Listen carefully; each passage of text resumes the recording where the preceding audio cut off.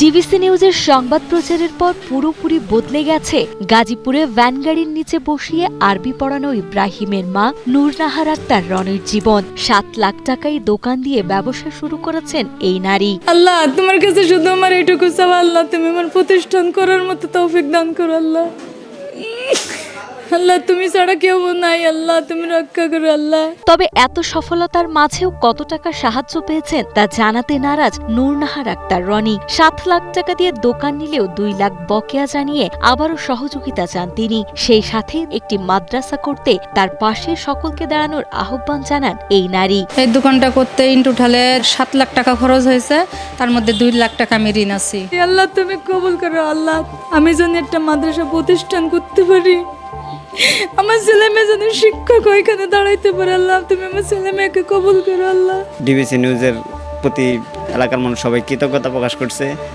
আর আর্থিকভাবে মোটামুটি সে এখন সচ্ছল আছে।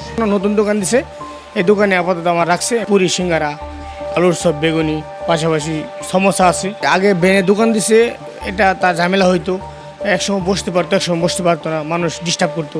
এখন সে অনেক কষ্ট করে দোকানটা দিছে, দোয়া করি অনেক, মানে তার জন্য ভালো হয়েছে। বিশেষ করে গত 2 মে ডিবিসি নিউজের ডিজিটাল মিডিয়ায় ভ্যান গাড়ির নিচে ছোট্ট ইব্রাহিমের কোরআন পাঠ, মা বিক্রি করছেন চটপটি ফুসকা শিরোনামে একটি সংবাদ প্রচার হয়। খবরটি নজরে আসার পর দেশ বিদেশের অসংখ্য হৃদয়বান মানুষ এই অসহায় মায়ের পাশে দাঁড়ান। তাদের আর্থিক সহায়তায় একটি বড় ভাড়া দোকান নেন তিনি। এছাড়া এক দানশীল ব্যক্তি ছোট ছেলে ইব্রাহিমের মাদ্রাসায় পড়াশোনার সম্পূর্ণ দায়িত্ব নিয়েছেন। স্বপ্ন পূরণে পাশে থাকায় ডিবিসি নিউজ ও সহায়তাকারীদের প্রতি গভীর কৃতজ্ঞতা জানিয়েছেন নূরনাহার আক্তার রনি। সকলকেই ধন্যবাদ। মানে আমার মতো একটা মানুষকে নিয়ে তারা নিউজ করেছে, তাদের পক্ষ থেকে, তাদের ওসিলায় আমি আজকে একটা প্রতিষ্ঠানে দাঁড়াতে পারছি।